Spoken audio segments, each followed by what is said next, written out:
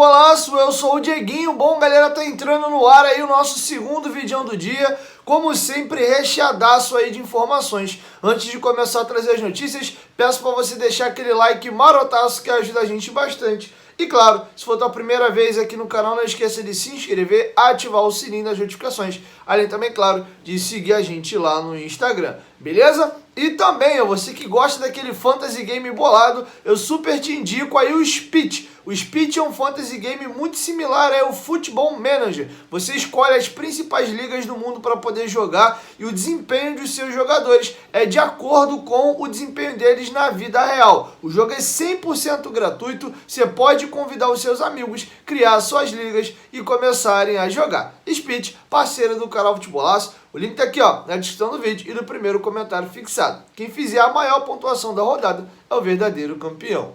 Bom, galera, a situação é a seguinte, tem muita coisa pra gente falar nesse vídeo. Vamos iniciar com um desabafo de um jogador que teve aí uma identificação com a torcida do Vasco recente, tatuou a cruz de Malta em seu corpo, que é Fred Guarim. Fred Guarim saiu do Vasco no ano de 2020, ano passado se envolveu numa briga familiar em casa, né, da pancada comeu e saiu todo ensanguentado, foi tirado de casa ali pela polícia, enfim, deu uma confusão danada e o jogador não atua desde 2021, após essa saída do Milionários. Ele não anunciou a sua aposentadoria ainda, mas já há mais de um ano que o jogador não atua. E ele foi às suas redes sociais e fez um desabafo. Visivelmente, Fred Guarim não tá bem de cabeça não. Vou até deixar com vocês aí a foto, enquanto eu vou lendo o desabafo de Fred Guarim. Hoje quero me mostrar como sou, de coração aberto. Não faço isso para terem pena de mim, nem para ganhar seguidores. Faço isso com a intenção de que toque a pelo menos uma pessoa. Desde há muito tempo, a minha vida tem mudado muito. E estas lágrimas que vêm na foto são de um homem cheio de vícios, erros, pecados e muitas outras coisas. Minha gente, estamos a tempo de abrir a porta a Deus e deixá-lo conduzir a nossa alma e coração. Deus já me perdoou e eu já me perdoei.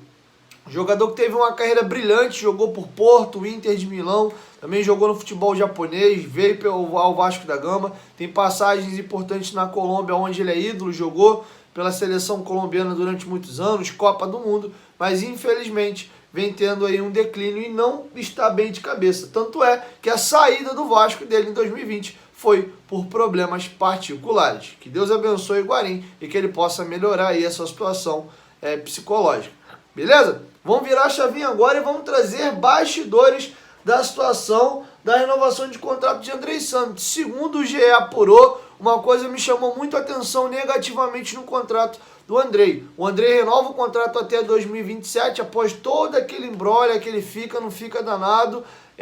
E o jogador agora é dono de 30% do passe dele. Um percentual, diga-se de passagem, muito alto e que eu não curti muito não. É uma praxe, você vê em algumas negociações, jogadores na hora de renovar, quando estão com uma expectativa muito alta sobre ele acaba pegando o percentual do passe. Mas acho que 30% é muito. 30% inclusive é o que o Vasco tem na SAF junto com a 777. Eu vou ler para vocês a matéria do Globo Esporte para vocês entenderem um pouquinho melhor. Com a renovação de contrato do Vasco, o Vasco passa a ter apenas 70% dos direitos econômicos de Andrei Santos. Os outros 30 pertencem ao atleta. A nova divisão está estipulada no contrato que foi assinado nesta quarta-feira. O Vasco já havia anunciado na semana passada o acordo entre as partes. Antes, o Vasco tinha 100% dos direitos. Até abrir um parêntese aqui, o Thales Magno, quando renova o contrato dele com o Vasco, também fica com percentual do seu contrato. Andrei acertou com o Vasco até setembro de 2027. Ele anteriormente tinha contrato só até agosto do ano que vem e teve um processo complicado de renovação, cujas conversas só foram destravadas recentemente, com a chegada da 777 Partners ao clube. A multa rescisória para clubes do exterior no novo vínculo é de 50 milhões de euros. O staff do volante tem nas mãos uma proposta do Newcastle de 35 milhões de euros, ou seja, o Globo Esporte segue reiterando de que a proposta do Newcastle existe, tá na mão dos empresários e só não foi entregue ao Vasco. Lembrando que, vamos supor que o Vasco topasse vender pela essa proposta. Caraca, hoje tá difícil. Por essa proposta aí de 35 milhões de euros, 30% desse valor aí ficaria com o Andrei. Uma conta breve aqui vai, 10% de 33,369. Você pega aí 5 milhões, 10% vai dar 500. Pode botar aí na casa de, arredondando, 10 milhões de euros aí pertenceriam ao Andrei numa eventual negociação. Então, numa proposta de 35, o Vasco teria direito a 25. Pra vocês verem como eu acho que essa renovação aí, o percentual, foi bem ruim, tá? Eu particularmente não gostei, não. Beleza. Aí, enfim, aqui a matéria encerra falando um pouco da trajetória do Andrei Santos com a camisa do Vasco. E agora vamos virar a chavinha e vamos falar sobre Palácios. O jogador deu uma entrevista recente para um veículo chileno, dizendo que viria com bons olhos uma saída do Vasco, ele não tem oportunidade para jogar no Brasil, foi assim no Inter, foi assim no Vasco, e ele enxergaria com bons olhos, inclusive, uma ida para o Colo-Colo. E o Carlos Osório, que é o segundo vice-presidente geral do Vasco da Gama, deu uma entrevista para La Terceira, que é um veículo chileno, e foi perguntado sobre a situação do meio-campista Carlos Palácios, que foi comprado junto ao Inter por $1,5 milhão por 80% do passe dele. E sobre essa situação do interesse de um clube chileno, da relação do Carlos Palácios com o Vasco, ele disse o seguinte: bom, você sabe que a gestão do clube está nas mãos da empresa 777 Partners.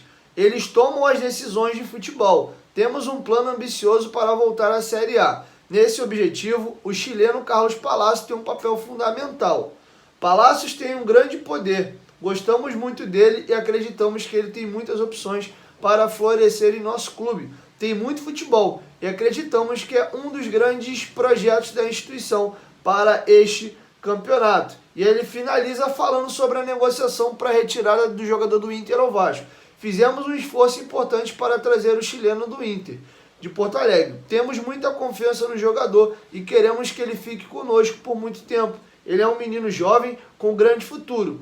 Ter uma percepção muito positiva da sua projeção. E sobre essa questão do interesse do Colo-Colo, ele disse o seguinte: não fomos informados de nenhuma oferta do Colo-Colo para ter Carlos Palácio. Se chegar uma oferta para Carlos Palácio do Colo-Colo ou de outra equipe, vamos estudá-la. Isso é óbvio. De qualquer forma, o jogador não tem um preço inicial. Bom, queria ouvir vocês o que vocês acham dessa situação do Carlito Palácio. Deixa a sua opinião aqui embaixo nos comentários. Se chega uma proposta aí, vocês vendem ou não vendem? Acho que o Palácio vem queimando muito o filme dele com a torcida do Vasco. Eu acho que a galera não se colocaria contrária a uma proposta, não. Bom, galera, e para finalizar, queria deixar com vocês aí duas situações. Primeiro, o Vasco divulgou a lista de relacionados, está passando para vocês aí na tela. Se você prestar bastante atenção, a imagem é feita em cima da cor da nova camisa do Vasco e com aqueles azulejos de fundo, ou seja, o Vasco já está jogando aí nas entrelinhas de que a estreia do novo uniforme, o uniforme creme,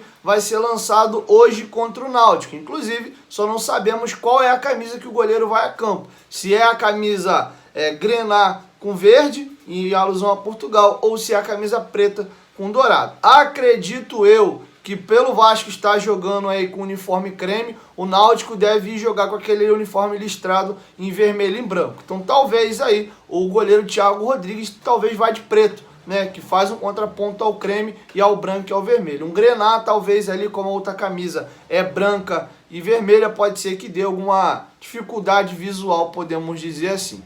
Beleza? Para finalizar, a que ponto nós chegamos? Ontem nós vimos aí um dos nossos rivais do Rio, Fluminense, chegar a uma semifinal de Copa do Brasil, perdeu por 3-0 para o Corinthians, e a gente não tem o que falar, não estamos em condição de zoar ninguém. E de contrapartida, explico até o porquê. O momento do Vasco é tão delicado que realmente está na hora de a gente botar a barbinha de molho e focar no nosso. Trouxe para vocês no vídeo anterior o empresário do Quinteiro aí, Quinteiro no caso do River Plate, não o Quinteiro do Vasco, de que ele tem proposta de outros clubes grandes do Brasil e ele não vai para o Vasco, ou seja, chamando o Vasco de um time médio ou pequeno do Brasil. E nós vimos também, logo assim que encerra a rodada anterior, vou deixar passando para vocês aí na tela, o tweet do Londrina. O Londrina provocando o Vasco da Gama. Infelizmente, como eu informei para vocês e falei também no vídeo anterior, a imagem do Vasco está muito desgastada. Nós vimos, por exemplo, ano passado, salvo engano, a Juazeirense provocando o Vasco também, o Ibis, ou seja, a gente vive uma crise de imagem, uma crise constitucional. A gente consiga essa arrancada na reta final da Série B, volte para a primeira divisão e reconstrua essa imagem linda que esse clube aqui, ó, sempre teve, que infelizmente nos últimos 20 anos foi dilapidada. Beleza, galera? É isso. Nos vemos depois da partida com o meu pós-jogo. 1, 2, 3, de bolaço. Tamo junto, família. Qualquer momento de volta, mas tamo junto. Valeu, fui!